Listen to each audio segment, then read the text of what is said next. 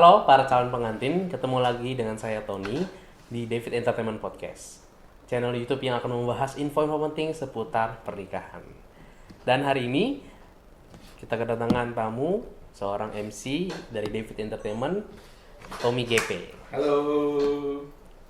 Tepuk tangan dong, tepuk tangan. Oh, tepuk tangan. Kebiasaan MC. Kebiasaan MC terbawa ya, tetap terbawa.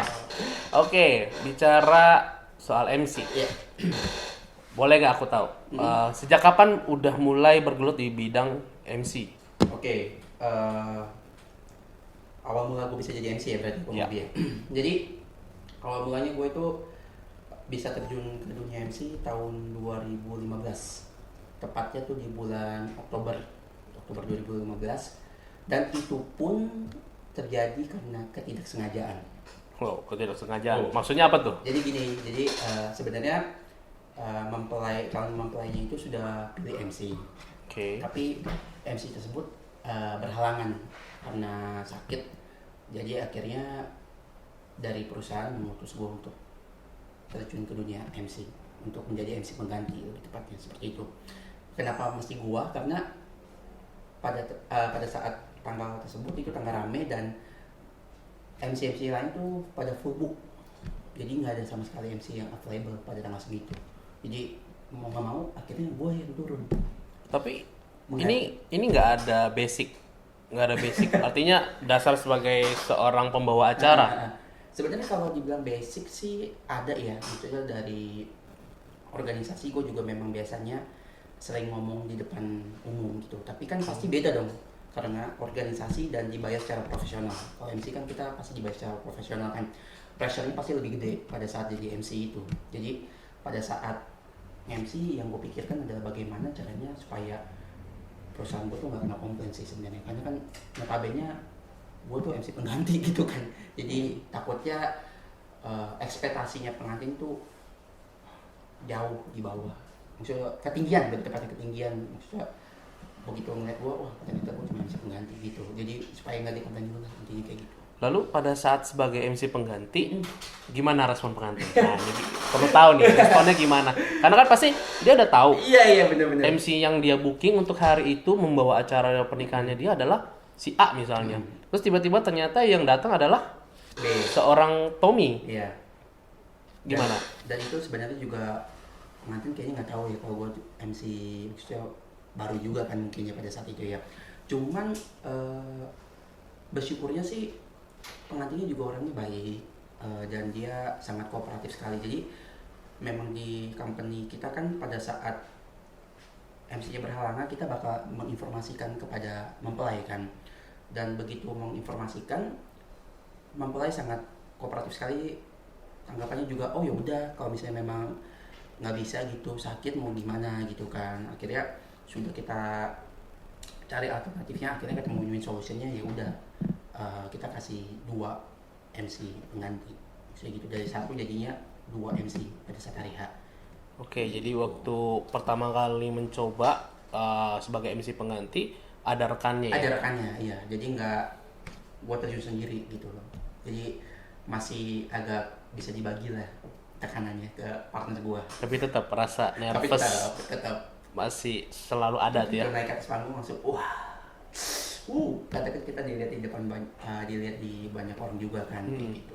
Dan ini formal dan profesional ya, seperti itu. Jadi kayak tekanannya lebih besar. Oke. Kalau bicara soal sekarang, Iya.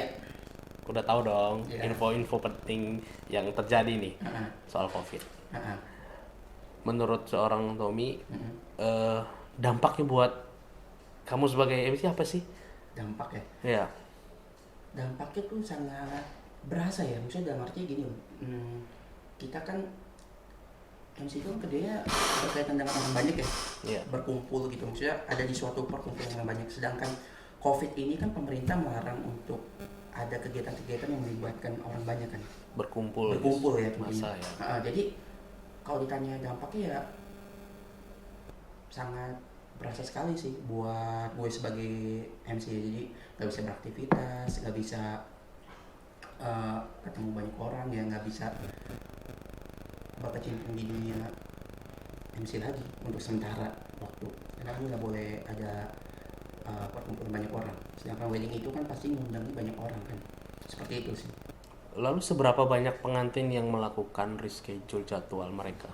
Eh, Untuk Tommy sendiri deh, untuk kamu secara pribadi, udah berapa klien yang udah tahu desas-desusnya, oh mereka akan pindah tanggal gitu. Kalau sampai bulan ini sih berarti terhitung dari bulan April sampai Juni ya. Itu kayaknya ada sekitar 5 event yang ke pending. Oke. Ke pending, dan itu pun juga ada beberapa sih yang akhir tahun, tapi ada beberapa juga yang awal tahun. Tapi nanti kita lihat aja ke depannya kayak gimana gitu. Tapi kalau kurang lebih 5 eventnya ke pending. Oke. Tapi aku nanya deh, kira-kira momen yang paling dikangenin Momen yang paling dikangenin sebagai MC, ya kan? Apa tuh? ya pada saat kelar acara gitu ya, begitu ngeliat pengantin happy, puas gitu, itu sih momen-momen yang nggak bisa diukur dengan apapun ya. So, berarti kerja keras kita tuh terbayarkan dengan senyum yang ada di wajah pengantin. Itu sih momen-momen itu yang gue kangenin. Terus juga tentunya ketemu dengan rekan-rekan yang bekerja di dunia wedding juga, kayak gitu.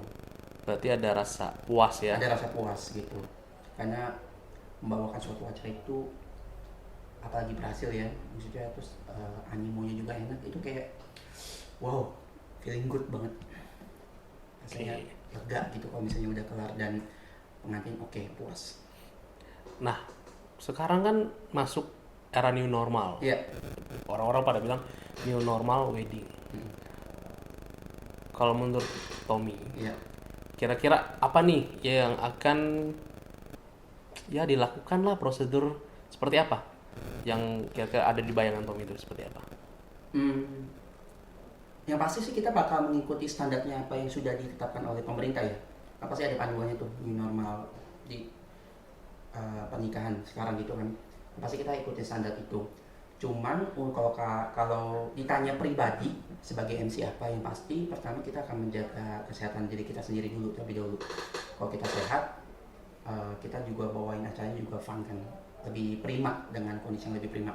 Cuman kalau yang berkaitan dengan soal MC, yaitu alat-alat yang digunakan pada saat kita jadi MC, terutama yaitu mikrofon. Karena kan udah pasti senjata utamanya MC kan mikrofon itu. Kalau memungkinkan untuk kita membawa sendiri, ya kita bawa sendiri sih, karena kan kita nggak pinjam dari rental. Kalau rental kan kita nggak tahu habis dari siapa, tangan siapa gitu kan, takutnya tertular juga virus dan segala macem. Tapi kalau misalnya memang nggak ada, ya mungkin cara pencegahannya kita menggunakan sarung tangan, terus menggunakan sarung cover buat mic-nya. Udah gitu ya, kalau misalnya mau lebih terjamin lagi ya kita bawa hand sanitizer kita sendiri, terus kita semprot disinfektan di mic-nya tersebut, kayak gitu. Dan juga kayaknya ada peraturan bahwa pada saat membawakan acara terutama MC, kita menggunakan masker dan juga face shield. Itu salah satu antisipasi katanya. Tapi kalau gue pribadi sih kayak kurang setuju sih sebenarnya. Nyaman nggak? Nah itu dia, kalau dibilang nyaman apa enggak, pasti tentunya nggak nyaman. Karena kan kita sudah terbiasa dengan hal-hal yang sudah kita lakukan, ada sesuatu yang baru kan, itu membuat kita kayak apa sih ini apa sih gitu kan, jadi membuat zona nyaman kita tanda kutip terganggu kan, kayak gitu. Tapi karena kita mengikuti peraturan, ya mau nggak mau kita harus lakukan sih. Tapi kalau untuk menggunakan masker dan face shield, kalau gue boleh pilih ya, maksudnya gue lebih menggunakan masker aja sih dibandingkan face shield, karena terlalu riuh banget gak sih lihat di depan gitu kan, pakai jas udah rapi-rapi, terus ada face shield, masker, can you imagine gitu, maksudnya bisa dibayangkan, lucu banget kan jadinya kayak gitu. Dan juga kan pasti kita bakal bukan terganggu sih, bakal lebih apa ya disebutnya, nggak nyaman dalam arti untuk pronunciation, untuk announce segala macam, karena MC kan lebih banyak ngomongnya kan, artikulasi benar, jadi lebih terganggu aja kayak gitu. Jadi takutnya tamu-tamu nggak attends gitu, nggak terlalu ngeh ini MC-nya lagi ngomong apa dan segala macam, kan terhalang dengan masker tersebut. Karena sebagai seorang MC penyebutan nama, artikulasi dalam menyampaikan sesuatu itu sangat penting dan benar. orang pengen tahu apa Iya, next acaranya itu apa Iya. gitu. Jadi kalau mungkin kondisinya bahwa nggak nyamannya karena ada masker jadi terhalang ya, Benar. nggak terlalu comfort untuk ini kok ada penghalang untuk ngomong, jadi kayak suaranya nggak keluar secara maksimal. Beda kan maksudnya ngomong di menggunakan masker dan nggak menggunakan masker kan pasti beda banget kan. Iya. Ngobrol biasanya pasti kayak dia ngomong apa sih agak susah gitu kan, apalagi membawakan suatu acara gitu loh, seperti itu. Ya, oke. Sekarang aku mau nanya untuk harapannya di ke depan untuk wedding seperti apa dan juga ke pemerintah seperti apa? Oke. Harapannya sih tentunya supaya vaksin bisa ketemu ya, jadi biar bisa balik lagi normal gitu ya.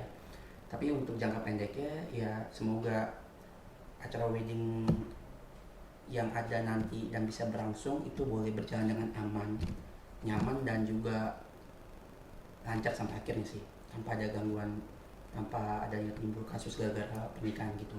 Itu sih yang harapan saya, karena yang kita takutkan nih begitu nanti mulai lagi acara wedding ada gitu, takutnya kumpulan banyak orang, kita nggak tahu apakah nanti bakal tiba-tiba kasusnya meledak lagi atau enggak gitu kan. Kalau sampai kasusnya meledak lagi gara-gara wedding, apalagi ketemu kasusnya di pernikahan, itu bisa berakibat fatal mungkin.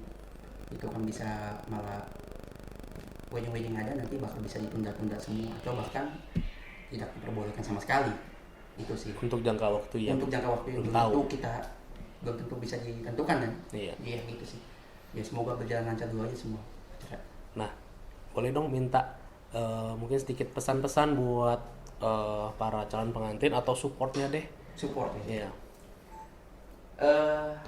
Buat calon mempelai mungkin yang postpone ya, yang ke tahun depan ataupun nanti akhir tahun masuk ke acara pernikahan, sarannya saya sih yang pasti pertama kita jaga kesehatan kita pribadi dulu, karena kan ini berkaitan dengan acara spesial kalian gitu kan.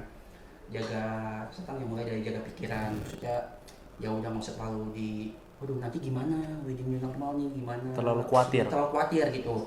Percaya aja dengan orang-orang atau vendor yang terlibat di dunia wedding pasti juga bakal memikirkan bagaimana memberikan yang terbaik buat acara wedding kalian, seperti itu. Dan mungkin kalau kalian sudah, maksudnya ada waktu, boleh sekalian ngobrol dengan vendor-vendor yang terlibat di acara wedding kalian. Boleh bertanya-tanya mengenai seputar informasi new normal tuh kayak gimana. Lebih banyak cari informasi aja sih untuk sekarang ini untuk calon mempelai. Jadi kira-kira bisa dapat gambaran, oh nanti pernikahan saya nih maunya kayak gimana, karena kan udah pasti acaranya pun pasti beda dong ya. Maksudnya dibanding standarnya kayak gimana, di new normal ini pasti bakal ada perbedaan, entah perbedaan yang signifikan atau enggak kita nggak tahu. Mungkin dari segi acaranya pun juga gitu yang mungkin bisa discuss dengan vendor-vendor yang terlibat di acara pernikahan kalian nanti. Itu sih saran saya.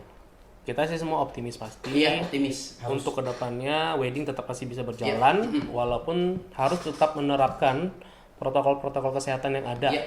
Ya, baik itu dari setiap vendor ya kan, dan setiap mungkin calon pengantin dan juga keluarga tetap harus jaga kesehatan, tetap jaga maksudnya pribadi sendiri gitu loh. Dan yang juga penting sih pribadi sendiri ya, dan keluarga juga. Dan juga tadi bagus juga sih tadi pikiran supaya tetap berpikir positif bahwa kondisi seperti ini akan cepat berlalu dan wedding masih tetap bisa berjalan, karena pasti yang dirindukan adalah dimana momen-momen yang bahagia ini nih itu tuh nggak terhalangi, benar. Ya kan? Karena orang namanya mau melakukan niat baik, mau menikah ya kan, pasti semuanya sudah di planning, semuanya sudah pasti direncanakan. Apalagi mungkin ada persiapan mereka yang mungkin dari 1 tahun 2 tahun sebelumnya, ketika tiba-tiba ada hal seperti ini mereka harus postpone dan pasti ada satu kecewaan. Benar sekali. Pikiran penting banget untuk mensupply bahwa pasti bisa berlalu, pasti bisa tetap berjalan. Lebih banyak discuss aja sih sama vendor-vendor yang terlibat di acaranya wedding kalian sih, kan mereka juga pasti bisa dapat informasi lebih banyak gitu, jadi bisa tukar pendapat, tukar pikiran gitu. Dan mungkin kalau boleh ditambahin ekspektasinya sih, maksudnya kayak ya mungkin sekarang wedding wedding itu kayak gimana, mesti jadi kan misalnya ada dulu tuh saudara saya married begini kan, mereka kan pasti berpikir yang dulu kan, karena kan dulu belum ada kasus begini. Iya. Sedangkan ini kan sudah ada kasus covid kan, pasti butuh penyesuaian dari segi acaranya pun pasti butuh penyesuaian gitu. Jadi yang menurut saya sih ya biar kalian acaranya lancar dulu aja sih, itu udah oke, aman, lancar, terkendali. Iya. Oke, terima kasih Tommy sudah mau hadir ke podcast kita hari ini. Iya.